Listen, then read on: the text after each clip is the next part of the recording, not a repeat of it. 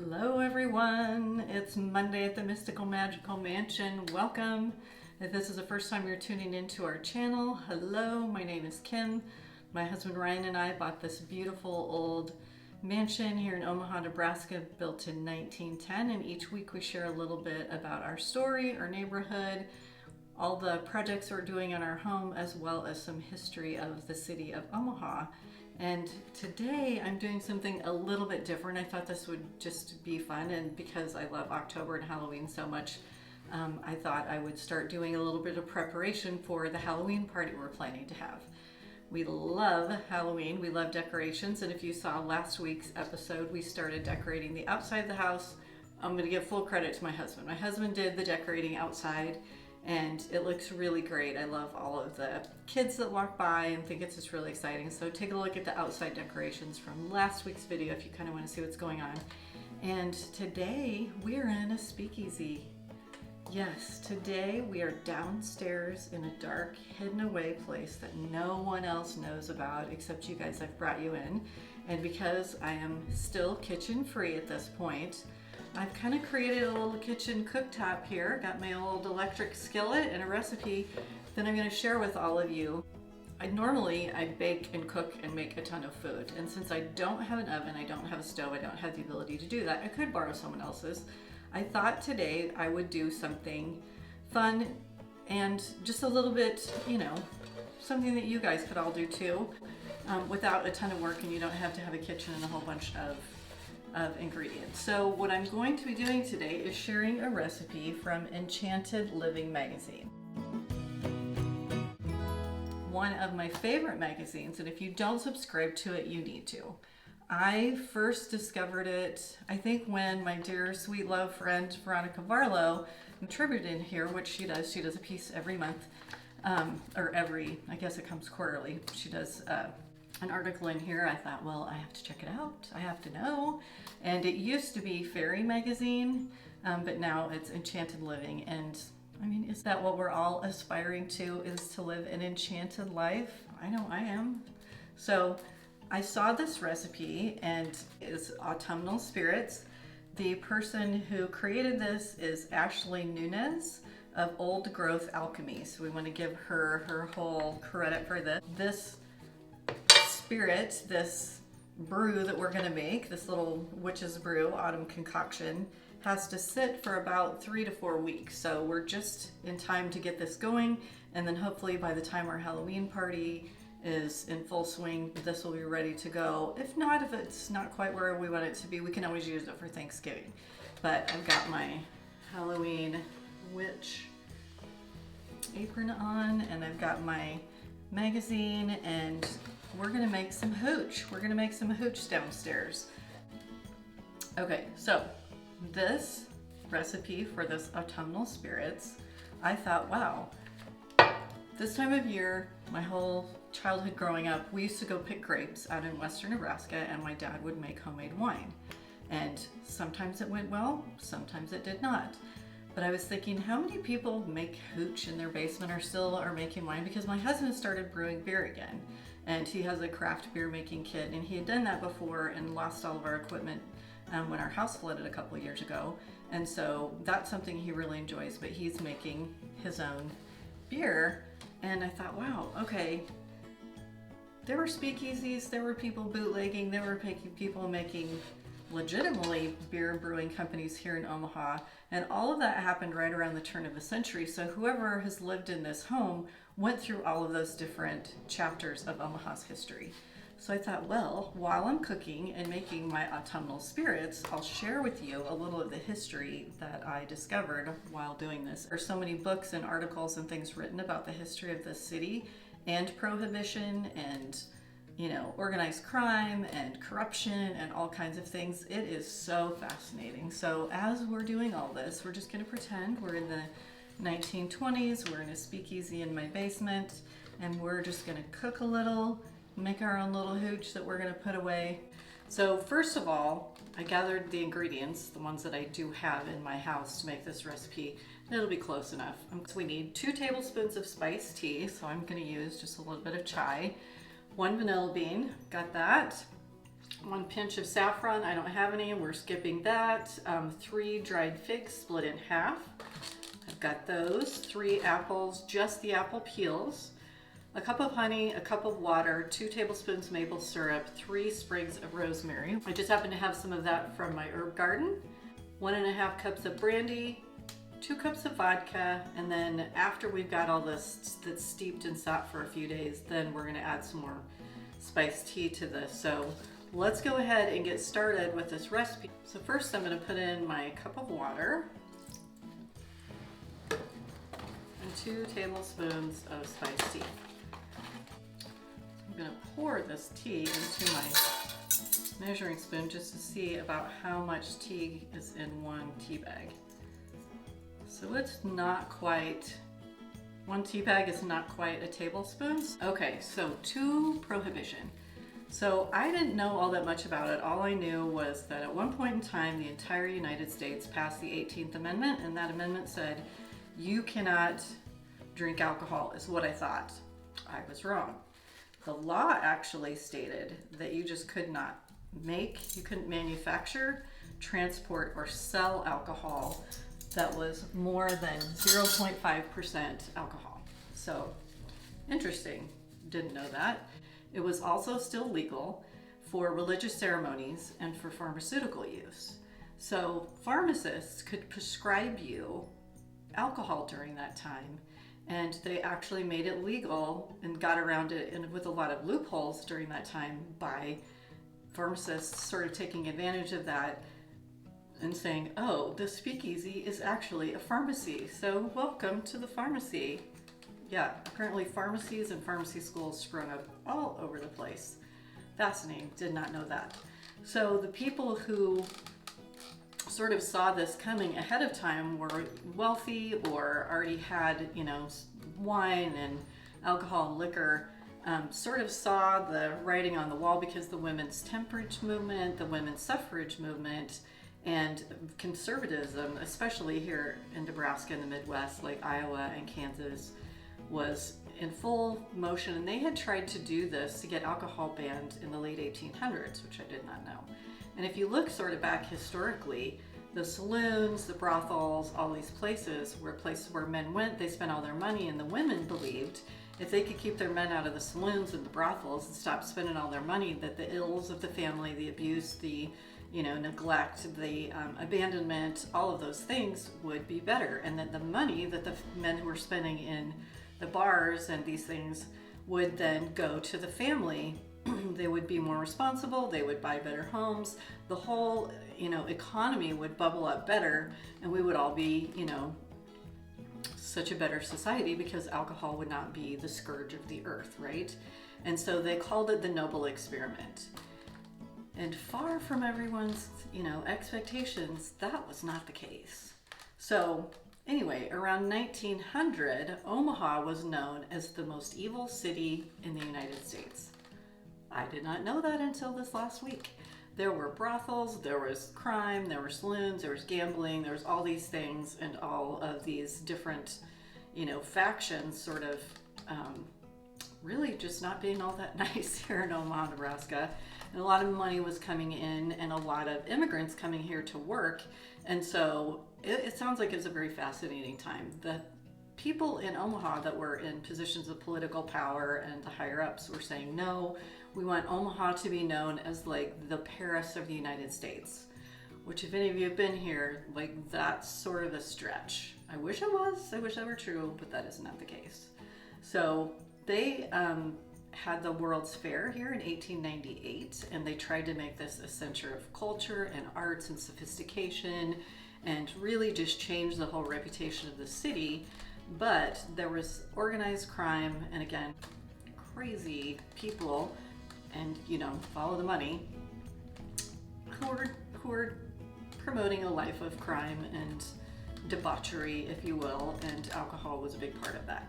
So fast forward, all this conservatism is going on, all these temperance movements, and in 1916, William Jennings Bryan, who was extremely conservative and had taken a vow with his brother years before to be dry, to never have alcohol. So there were the wets and there were the dries.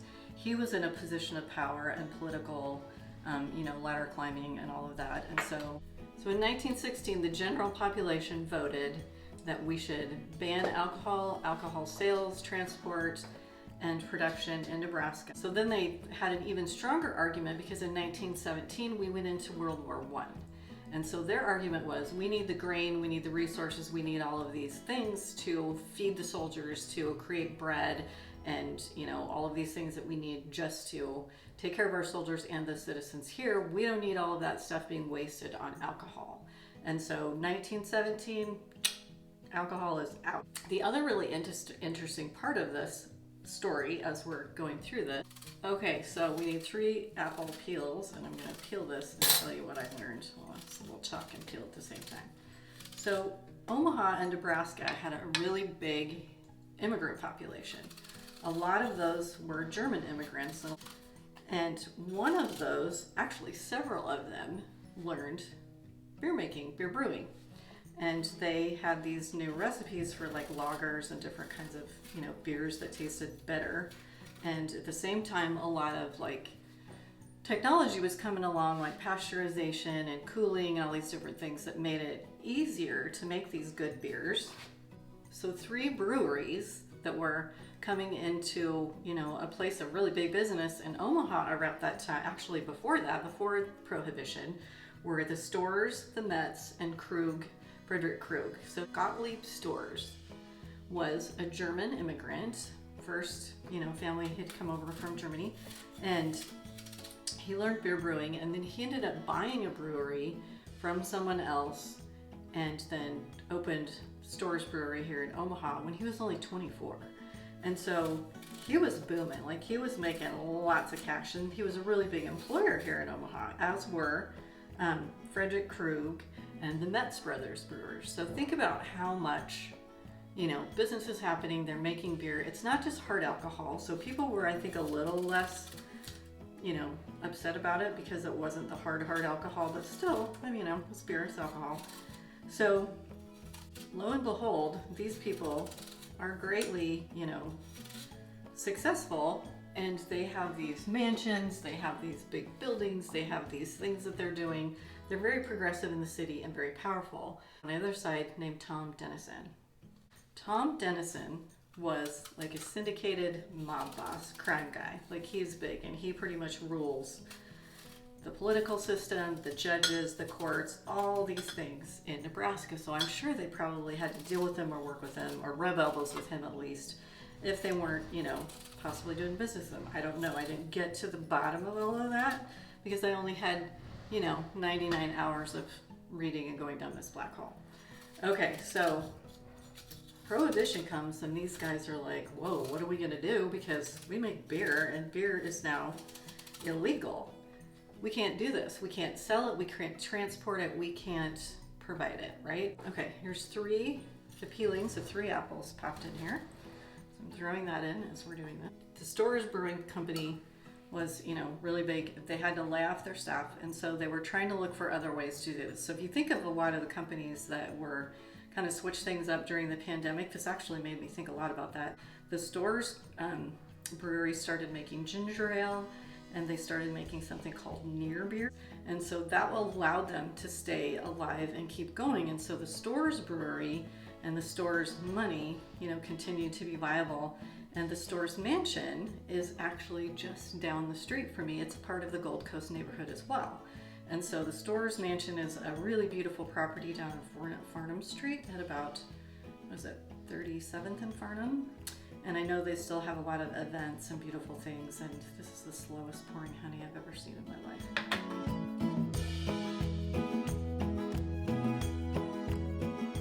So if you get a chance, or you ever get to go to an event at the Storz Mansion, it's really beautiful. I think they have a ballroom, and it's really sort of one of the, you know, very prominent properties in Omaha. And I know during Gold Coast tours and things, that's always, you know, one that people really love.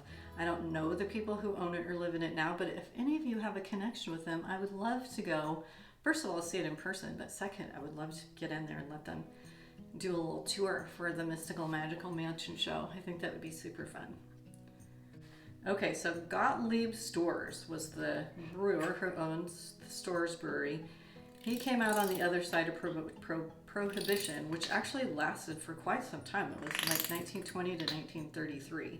And even though the rest of the country said, yeah, we're voting this out, this was dumb, everybody's getting bootleg stuff and organized crime is terrible, and like, this is where Al Capone came from. Al Capone is a product of Prohibition. Who doesn't know who Al Capone is? He was like the worst gangster ever, and it's all because people said, oh, you can tell us we can't drink, but we're doing it.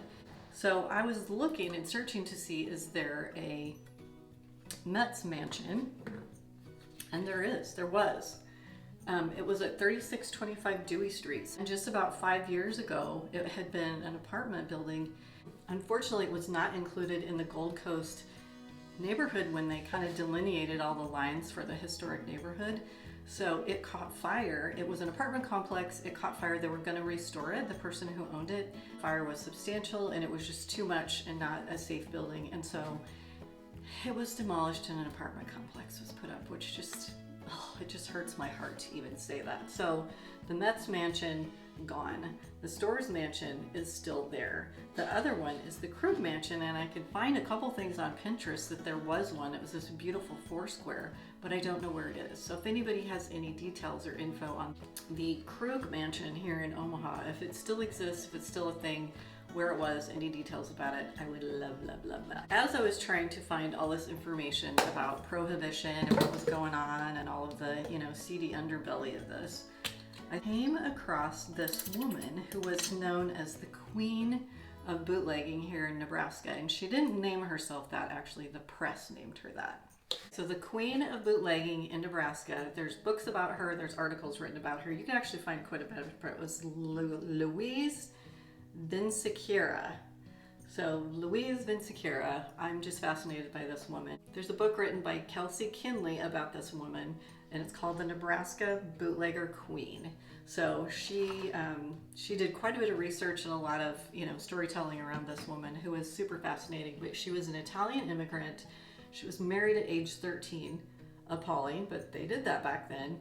Had 2 kids within 2 years, 2 sons, and her husband Sebastian sounds like he was a bit of a troublemaker. So they lived here in Omaha. He became, a bootlegger selling illegal alcohol, and she helped him.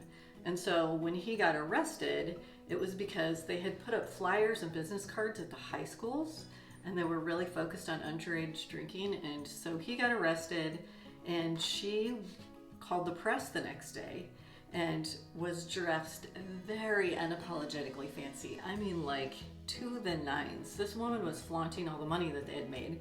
And she said, I'm officially retiring from being, doing illegal alcohol, which we didn't do, and having, underage people here for parties, which we didn't do, or transporting any alcohol around, which we didn't do. But I'm retiring from all of it because I made $45,000 in the last 17 months, which was like tons of money back then, way more than the governor and all these people, which just caused, quite a stink. Everybody was like, what? And so she sort of became like, a big deal for the paparazzi at the time because she was a bit scandalous and bawdy and sort of unapologetic about her doing her thing. So her husband gets out of jail. She gets in trouble multiple times. And honestly, I could do a 5-hour episode about Louise. Like, she is something, and she gets in scrape after scrape and car chase, and she shoots and kills an uncle. She did a little bit of jail time here and there, and then one of these Prohibition officers who was sent to arrest her and clean up, they ended up falling in love, and she ends up marrying him. I mean, it is all over the place. She is so fascinating. So her story is woven all through this, and so she had to pay this Tom Dennison, who was the big syndicate mob boss guy. So she sort of got thrown under the bus every once in a while whenever he needed the heat and the spotlight to be taken off of him. Like, some weird random little thing would happen, and she would sort of be like, hey, everybody look this way, look here. A lot of violence and, like I said, car chases and guns and this and that. Like, it's crazy. And a couple of times, her address that shows up on articles is she was like living on 38th Street, not too far from here, and then she was living down on 48th Street. So this part of town in the 20s or 30s had some ruffians in it. Had some very wealthy folks, but it also had some ruffians in it. Okay, so I'm stirring all of my ingredients together here, and I'm gonna turn this heat on a little bit because I've got to simmer this. Okay, so I'm kind of mixing this stuff all together. We got our peels, our rosemary, our figs, water, tea are all in here. I'm gonna add brandy, vodka, and I think that's it. I think we're ready to simmer. Okay, so I've added 1.5 cups of brandy. I'm gonna add 2 cups of vodka. I mean, why not? 2 cups. Okay, so all of these beer makers are struggling. They're trying to come up with all these ways to do something to keep themselves alive. The bootleggers and the crime people are thriving. They're making tons of money, like tons and tons and tons. And they're have these mob boss guys who also are paying off the judges and the policemen and giving them a little share of it so that they can keep the speakeasies and the brothels and all of these, you know, not so upstanding businesses going. But all of these people have been laid off from the breweries and a lot of the businesses. So like, even if you were someone who manufactured barrels to put wine or beer in, you no longer have a job. If you're a farmer whose grain was going to, you know, people who are brewers and makers, it isn't going to them anymore. And so you had to find other markets. And so it really did hurt the economy. And what's interesting is at the end of Prohibition, they figured out that they really needed the tax dollars and that this was a terrible experiment. It didn't work. Alcohol, like hard alcohol consumption did go down, but alcohol consumption didn't go away. Partying, having a good time is apparently just wrapped in the DNA of, you know, most citizens. And so they were just like, no, this is a bad idea. And it sort of started in the economy, the need for tax dollars to be funded and sort of subsidized by the government. And so it's sort of really looking at it just from a complete political, financial, you know, mess that it created over that 13-year span. It was a bad decision. I don't see that there was a huge drop in crime, maybe initially, but it was just different kinds of crimes. So yeah, it's a super fascinating look.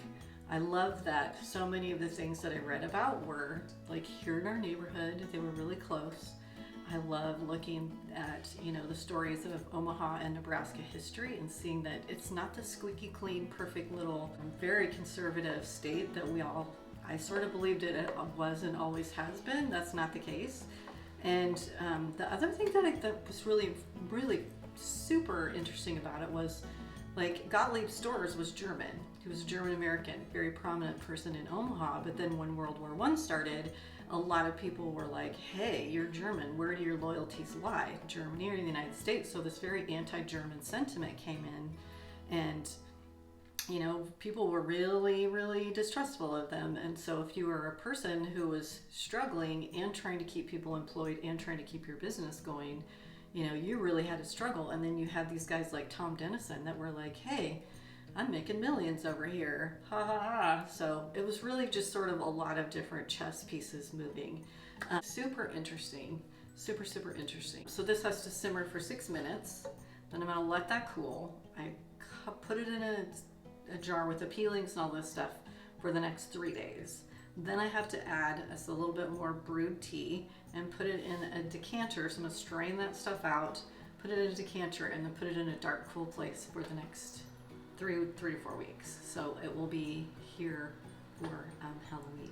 I'm feeling a little like I'm channeling a little Louise Vinciquerra.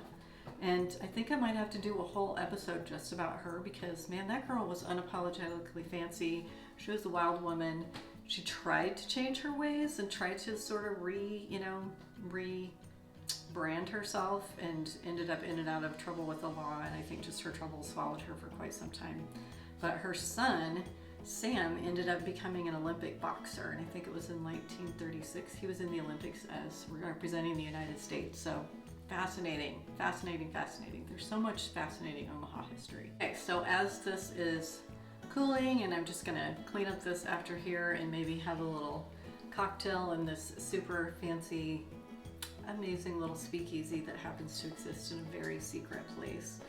I want you to have the best fall week, I want you to do something special. Maybe something that feels just a tiny bit scandalous, not illegal, like don't do that, but do something that feels very like, I shouldn't be doing it today. Like, you know, when you take an afternoon off and you tell someone you have a stomach ache and then you go buy yourself a pair of cute shoes, maybe something like that. Or have dessert first. I don't know what it is, but I want you to do something very unapologetically fancy. Get out your good dishes, get out your fall recipes, get out something that maybe you've got like a really cool recipe that takes some time and it needs just, 3 weeks to sit and brew. Do that for yourself. Try some different things, step out of your comfort zone, or get out some old stuff that you haven't in a long time. Maybe you've got some old cookie cutters or some Springerly rollers or some of those different things. But just do something really unapologetically fancy, because you know what? We are not guaranteed a tomorrow, and you deserve the good stuff. And because we have construction going on in another part of this unnamed, very mysterious place where I'm at, we had to make it work. So anyway, I want you to have a great week. Do unapologetically fancy things. Take good care of yourself. And best wishes from the Mystical Magical Mansion.